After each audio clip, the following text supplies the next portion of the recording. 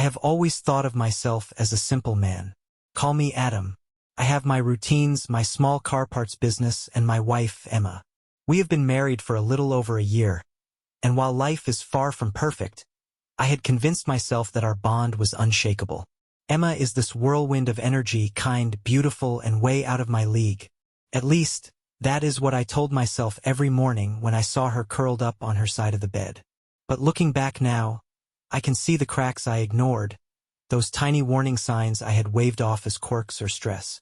I should have known the moment her friends became a fixture in our life that things were about to go off the rails. Particularly Vanessa, Emma's best friend since college and the unofficial queen bee of their tight-knit social group. If you looked up drama magnet in the dictionary, there would be a photo of Vanessa smirking and holding a martini glass. She had a way of commanding a room and leaving anyone else scrambling to catch up. I never really understood why Emma kept Vanessa around, but I figured everyone had that one toxic friend they could not let go of. I tried to be supportive. I went to their brunches, tolerated the condescending remarks, and laughed at their inside jokes that never included me. I did it for Emma because that is what husbands are supposed to do, right? Then came the dinner. It all started innocently enough, or so I thought. One Tuesday evening, as I was settling in after work, Emma casually mentioned Vanessa had planned a dinner at some pretentious French restaurant downtown. "You should come," she chirped. Immediately, something felt off.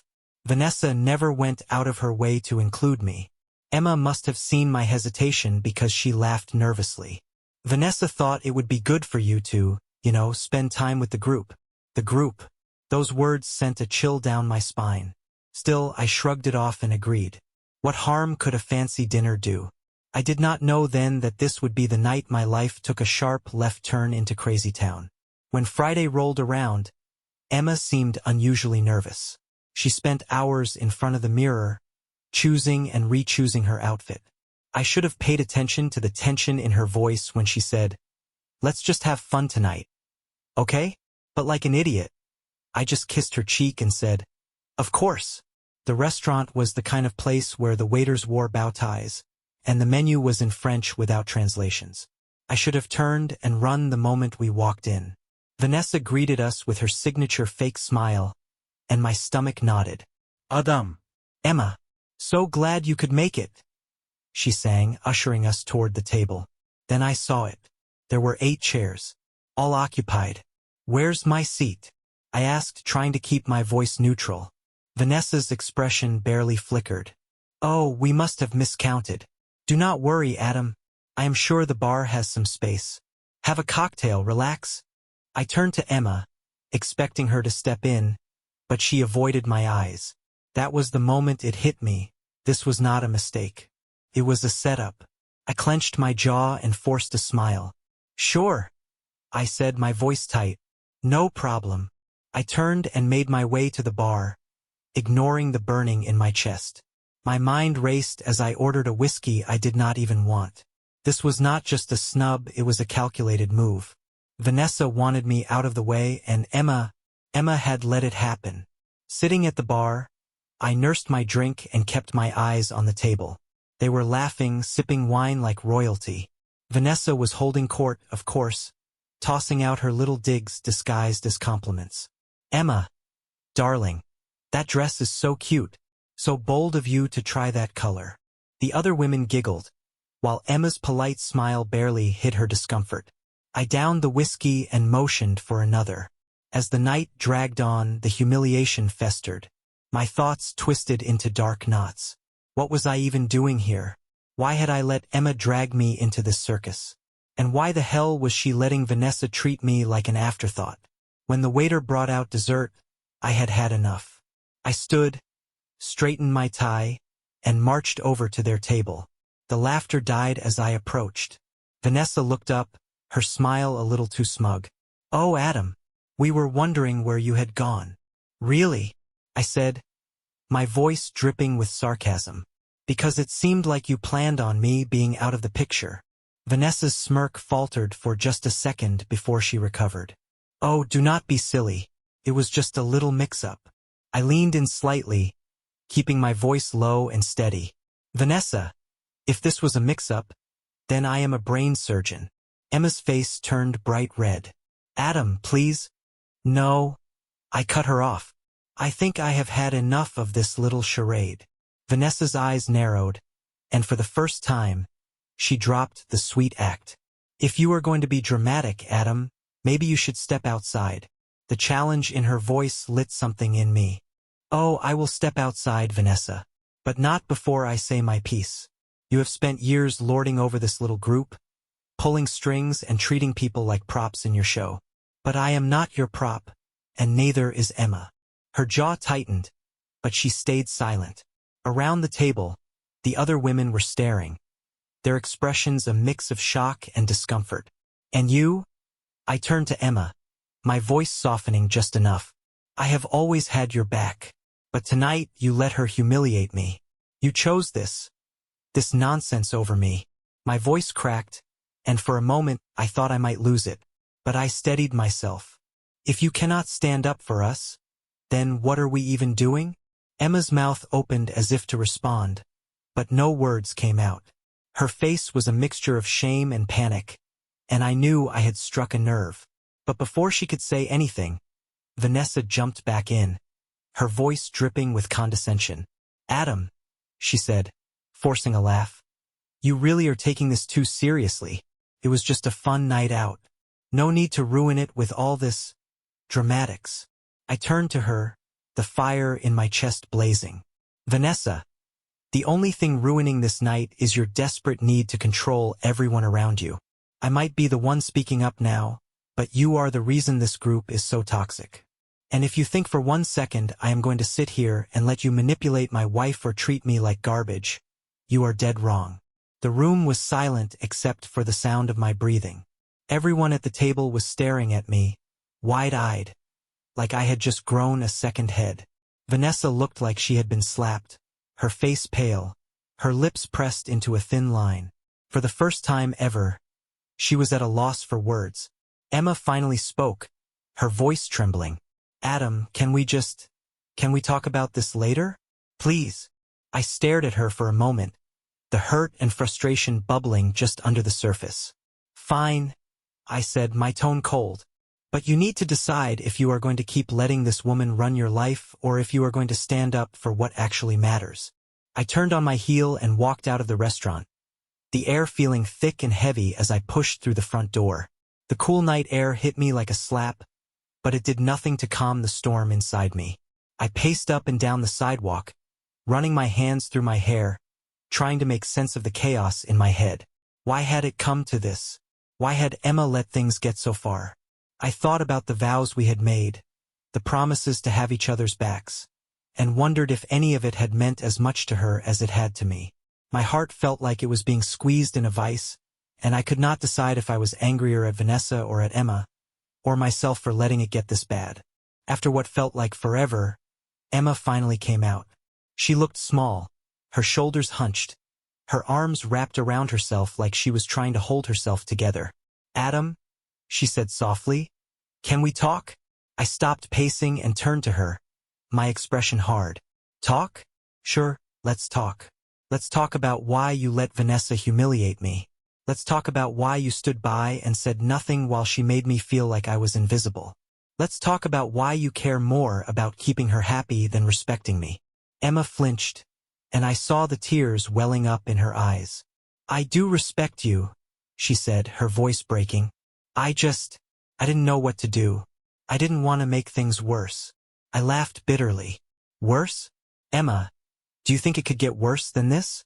Watching my wife sit there in silence while her so-called friend tears me down? Do you have any idea how that feels? Emma wiped at her cheeks, her mascara smudging slightly. You are right, she whispered. I should have stood up for you. I should have said something. I was just scared. Scared. I asked, my voice still sharp. Scared of what? Vanessa. She is not some mafia boss, Emma. She is just a bully who thrives on making everyone else feel small. Emma's eyes darted to the ground, and for a moment, I thought she was going to shut down entirely. But then she surprised me. She straightened her back, wiped her tears, and looked me in the eye. You are right, she said again. this time with more strength. Vanessa has been controlling me for years. I never saw it until tonight. I took a deep breath, some of the tension in my chest easing. So what are you going to do about it? I asked softer now. Emma hesitated, then nodded as if coming to a decision. I am going to talk to her. I am going to set boundaries. She cannot keep doing this. Not to me and definitely not to us. I studied her face, looking for any sign that she was just saying what I wanted to hear. But for the first time that night, she looked resolute. Okay, I said finally. But I need to know you mean it. Because I cannot keep doing this. I cannot keep being the punching bag while you stand on the sidelines. I do mean it, she said quickly. Adam, promise. I love you, and I do not want to lose you. I am sorry for everything tonight. I will fix this. I nodded, feeling the first flicker of hope. All right, I said. Then let's go home. The car ride was silent, but it was not the suffocating silence from before. It was thoughtful, heavy with unspoken words but not unbearable. When we got home, Emma went straight to the bathroom to wash her face while I sat on the couch, staring at nothing in particular. I wanted to believe her. I wanted to trust that she would follow through. But a small part of me could not shake the doubt. Vanessa was a master manipulator, and Emma had been under her thumb for so long. Could she really break free? The next morning, I woke up to the smell of coffee and the sound of Emma on the phone. I stayed in bed, listening as her voice carried down the hall. She sounded firm, almost angry, and I realized she was talking to Vanessa. No, Vanessa, you do not get to play the victim here, Emma was saying. What you did last night was unacceptable. You embarrassed Adam, and you put me in an awful position. That is not what a friend does. There was a pause, and I imagined Vanessa stammering some excuse or turning the blame around, as she always did. But Emma did not back down. No, she said firmly. I am not doing this anymore. If you cannot respect me or my husband, then I cannot have you in my life. End of discussion. My heart swelled as I listened. She had done it. She had stood up to Vanessa. For me, for herself, for us. I sat up in bed, the knot in my chest loosening for the first time in what felt like weeks. When Emma finally came into the room, she looked relieved but also a little shaken. Well, she said, sitting on the edge of the bed. That was intense. I smiled faintly. Sounded like you handled it. I did, she said, her voice steady. And I meant every word. I am done letting Vanessa control me. And I am done letting her hurt you. I reached out and took her hand, squeezing it gently. Thank you, I said. That means more to me than you know. Emma leaned her head against my shoulder, and for the first time in a long while, I felt like we were on the same team again. But deep down, I knew this was not the end. Vanessa was not the kind of person to go quietly. Over the next week, Emma and I focused on rebuilding. We talked more openly than we had in months, laying everything out on the table. I told her about all the little slights I had endured from Vanessa, all the ways she had made me feel insignificant. Emma listened, genuinely listened, and apologized for not seeing it sooner.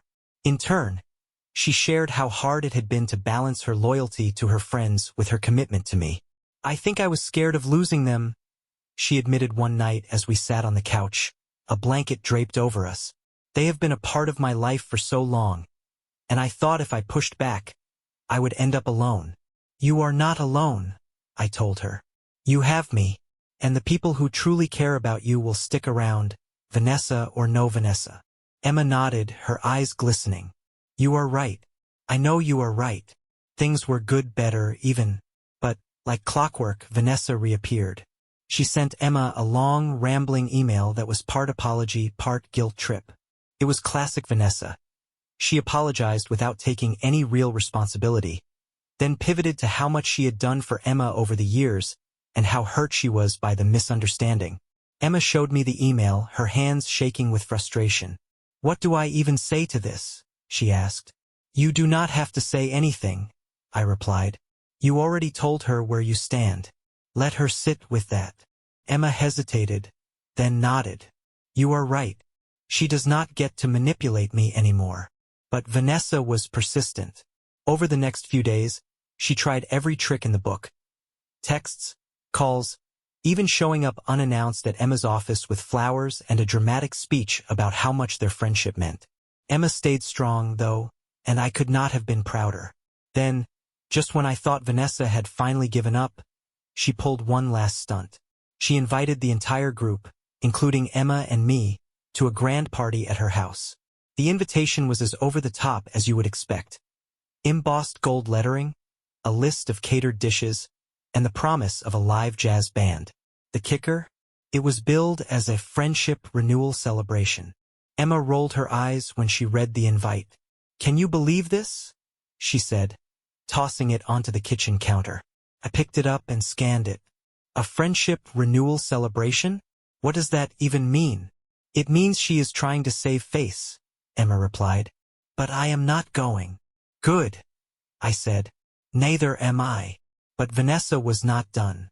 She sent follow-up texts called Emma late at night, and even roped in some of the other friends to pressure her into attending. "It will be awkward if you do not come," one friend said.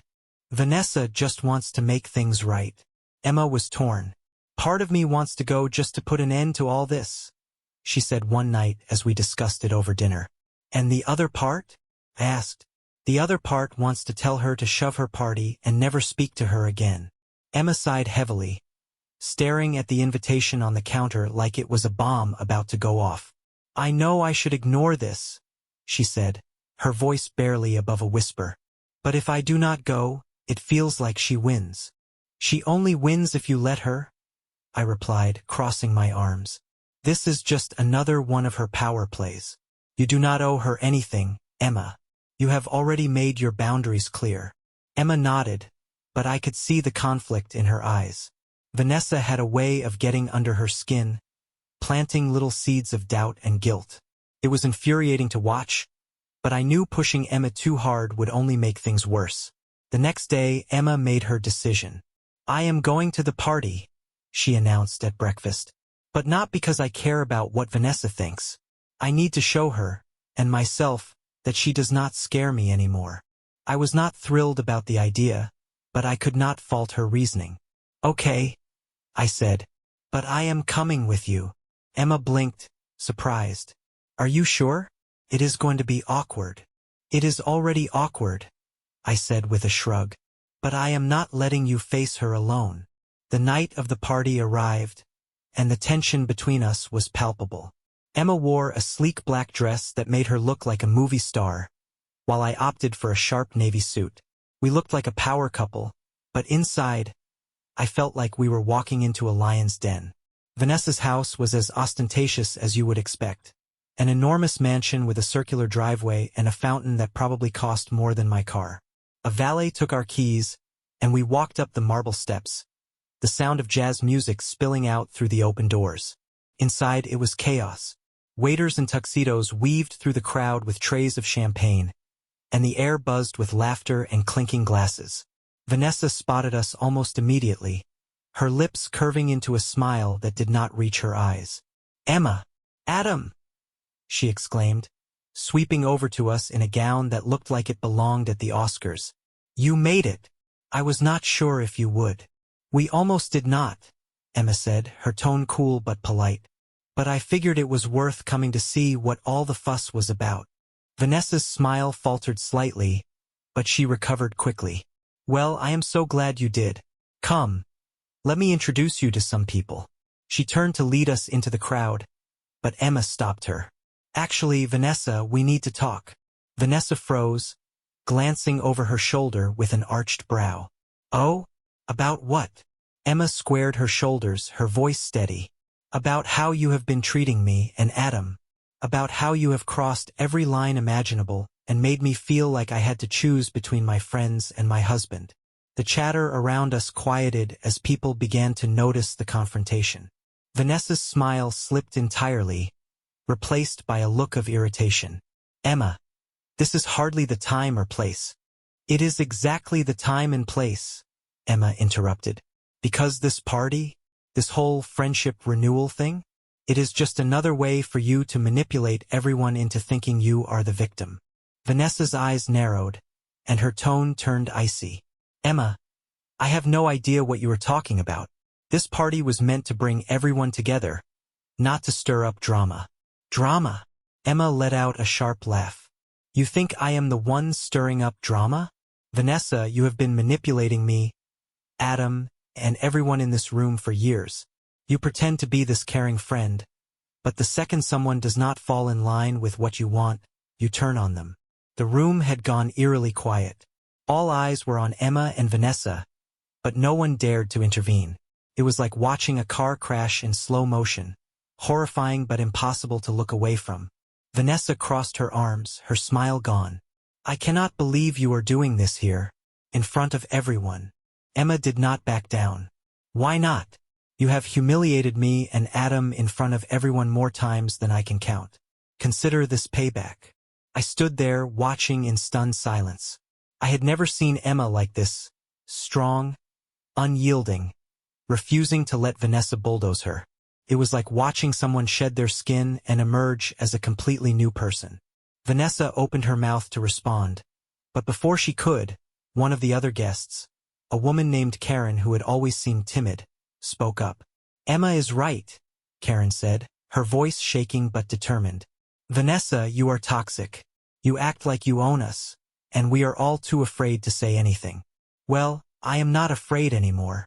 A murmur ran through the crowd, and several others nodded in agreement.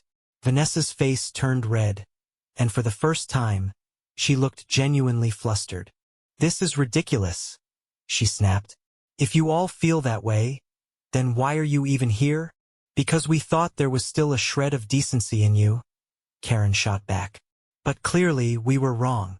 It was like the floodgates had opened.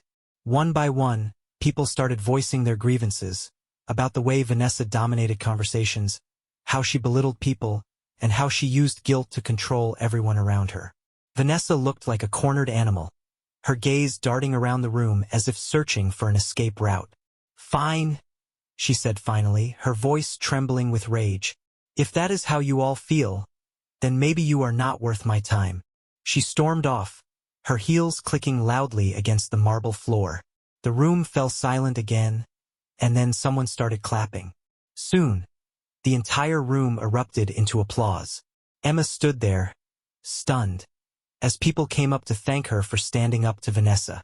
I wrapped an arm around her shoulders, pulling her close. You were incredible, I whispered. Emma turned to me, her eyes glistening. I could not have done it without you. We left the party shortly after, our heads held high. For the first time in months, I felt like we were truly free, not just from Vanessa, but from the weight of trying to please people who did not deserve our effort. The days following the party felt surreal. For the first time, Emma and I had a sense of peace. It was as though a storm had finally passed, leaving a calm, quiet aftermath. Emma's phone was eerily silent. No constant barrage of texts or calls from Vanessa or anyone else. At first, Emma looked uneasy, checking her phone as if she was waiting for the other shoe to drop. But as the days turned into weeks, she started to relax. I cannot believe how much lighter I feel, she said one evening as we sat on the couch, sharing a bottle of wine. It is like I have been carrying this invisible weight for years, and now it is finally gone. I smiled, clinking my glass against hers. That is because you stood up for yourself. For us, you broke free. Emma nodded, her expression thoughtful. You know, I used to think Vanessa was this larger-than-life figure. Like, she had all the power, and I was just lucky to be part of her world. But now I see that she was just insecure. She used control and manipulation to hide it. But deep down, she was just as scared as the rest of us. I reached over and squeezed her hand. Well, she is not your problem anymore. Emma smiled, and for the first time in a long while, it felt genuine, like a weight had been lifted from her shoulders. It was a beautiful sight. As the weeks went on, our relationship grew stronger. We started spending more time together, rediscovering the things we loved about each other. We went on spontaneous dates, stayed up late talking about everything and nothing, and even started planning a much-needed vacation. Felt like we were building something new, something stronger. Of course, not everything was perfect. Vanessa still loomed in the background like a ghost. Rumors trickled in from mutual friends about how she was rebuilding her circle and cutting out the toxicity. It was laughable, really, considering she was the source of so much of it. But Emma and I had no interest in getting involved. We had moved on, and that was all that mattered. One day, as we were packing for our vacation, Emma turned to me with a mischievous grin. "You know," she said, holding up a pair of sunglasses, "I think this is the happiest I have been in years. And it is all thanks to you." I chuckled, pulling her into a hug. "I cannot take all the credit. You did the hard part." "Maybe," she said, her voice muffled against my chest, "but you gave me the strength to do it." I kissed the top of her head, feeling a warmth in my chest that I had not felt in a long time. "We are a team," I said. "Always." The vacation was exactly what we needed. We rented a cabin by a serene lake, far away from the chaos of city life and the lingering shadows of Vanessa's manipulations.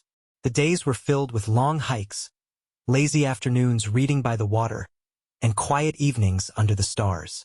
It felt like we were rediscovering each other, peeling back the layers that had been buried under years of stress and conflict. One night, as we sat by the fire pit, roasting marshmallows and sipping hot cocoa, Emma turned to me with a contemplative expression. "Do you ever think about what would have happened if we had not gone to that dinner?" I considered her question for a moment, watching the flames flicker and dance. "I think we would have kept pretending everything was fine," I said honestly. "But it was not fine. And sooner or later, something would have forced us to face it." Emma nodded, staring into the fire. "I think you are right, but I am glad it happened the way it did. It was messy and painful, but it made me realize how much I was letting other people control my life, especially Vanessa." I reached over and took her hand, lacing my fingers through hers. "You are stronger than you give yourself credit for, Emma. You always have been. You just needed to see it." She smiled, leaning her head against my shoulder. "And you needed to remind me." As the weeks turned into months, life settled into a comfortable rhythm. Emma and I grew closer than ever, and the shadow of Vanessa became a distant memory. Our social circle shifted. Some friends faded away, while others grew closer, free from the toxic influence that had dominated so many of our interactions. One evening, as we were having dinner with Karen and a few other friends who had also distanced themselves from Vanessa, the conversation turned to the infamous party. "I still cannot believe you stood up to her like that," Karen said, raising her glass to Emma. "It was like watching a scene from a movie." Emma laughed, her cheeks flushing. "Trust me, I was terrified, but it felt good. And honestly, it was long overdue." Karen nodded, her expression serious. "You did what a lot of us were too scared to do, and it made us realize we did not have to put up with her nonsense anymore." The rest of the table murmured in agreement, and I felt a swell of pride for Emma. She had not just stood up for herself. She had inspired others to do the same. Later that night, as we walked home, Emma slipped her hand into mine. "You know," she said, her voice soft, "I think for the first time in a long time, I feel free. Free to be myself, without worrying about what someone else thinks." I stopped and turned to her, looking into her eyes. "That is all I have ever wanted for you. For us." She smiled, and in that moment, I knew we had made it through the storm. Stronger, closer, and ready to face whatever came next.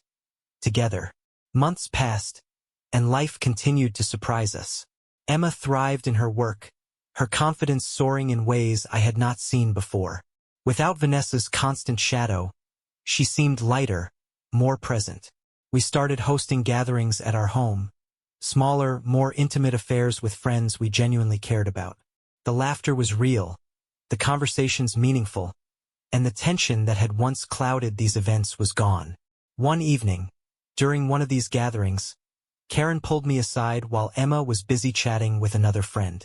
"You know," she said, sipping her wine, "Emma is like a completely different person these days, happier, stronger."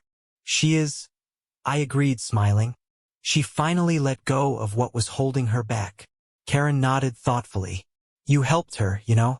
I saw how much it hurt you to go through all that. But you never gave up on her. That is rare. I shrugged, feeling a little embarrassed. She is my wife. You do not give up on the people you love. Karen smiled and raised her glass. To love, then. To love? I echoed, clinking my glass against hers. As the night went on, I found myself reflecting on how much had changed. The person Emma had become was someone I deeply admired, not just because of her strength but because of her kindness and resilience. She had faced her fears and come out stronger on the other side. Of course, life is never entirely free of complications. One day, Emma received a message from Vanessa. It was a short, almost pitiful text. I miss you. Can we talk? Emma showed it to me, her expression conflicted. What do you think I should do? I thought about it for a moment before answering. That depends. Do you feel like you need closure? Or do you think opening that door again will only cause more harm? Emma sighed, setting the phone down on the table. I think I am done. I have already said everything I needed to say. If she cannot accept that, it is not my problem. I nodded, proud of her decision. Then let it be. And that was that. Emma never replied, and Vanessa faded further into the background, a distant memory of a time we had both outgrown. Our lives continued to flourish. We traveled more, explored new hobbies, and deepened our connection in ways that only come from overcoming adversity together. Every now and then, we would hear snippets about Vanessa from mutual acquaintances, how she had started a new group, how she was still trying to control everyone around her. But those stories no longer held any power over us. They were just echoes of a past that no longer defined us. One night, as Emma and I sat on the patio, watching the stars, she turned to me with a smile. Do you think we will ever have to deal with someone like Vanessa again? Probably, I said with a chuckle. There will always be people who try to bring others down to make themselves feel bigger. But now we know how to handle them. Emma nodded, her smile widening. Together, I agreed. And as we sat there, hand in hand under the vast expanse of the night sky, I felt a sense of peace that I had not thought possible all those months ago. We had faced the storm and come out stronger, wiser, and more united than ever. Whatever challenges lay ahead, I knew we would face them the same way we had faced Vanessa, with love, strength, and an unshakable bond. As the seasons changed, life felt like it had finally settled into a peaceful rhythm. Emma and I had grown into the kind of partnership I always dreamed of, supportive, honest, and deeply connected. Every now and then, I would catch myself marveling at how far we had come, how much we had endured and overcome together. One afternoon, as we were sorting through old photos, Emma pulled out an album from her college days. She flipped through the pages, pausing on a picture of her and Vanessa at some party years ago. For a moment, she stared at the photo in silence, her expression unreadable. Do you regret anything? I asked cautiously, not wanting to disrupt her thoughts. Emma closed the album and set it aside. No, she said finally, because even though it was painful, it led me here, taught me what matters and who matters. And most of all, it taught me how to stand up for myself. I reached over and took her hand. You have come a long way, Emma. We both have. She smiled, squeezing my hand. And I would not trade it for anything. That night, as we lay in bed, Emma turned to me with a thoughtful look. Do you think Vanessa ever thinks about us? About what happened? Maybe, I said. But honestly, it does not matter. What matters is that we moved on. Emma nodded, her eyes softening. You are right. We have. And I am grateful every day that we did. As she drifted off to sleep, I lay there thinking about her words. Moving on was not just about leaving the past behind. It was about choosing to live in the present and embrace the future with open arms. And that was exactly what we had done. The next morning, as the sun streamed through the curtains, I woke up to the sound of Emma humming in the kitchen. It was a small, simple moment, but it filled me with a profound sense of gratitude. Life was not perfect, but it was ours. And as long as we had each other, I knew we could face anything that came our way.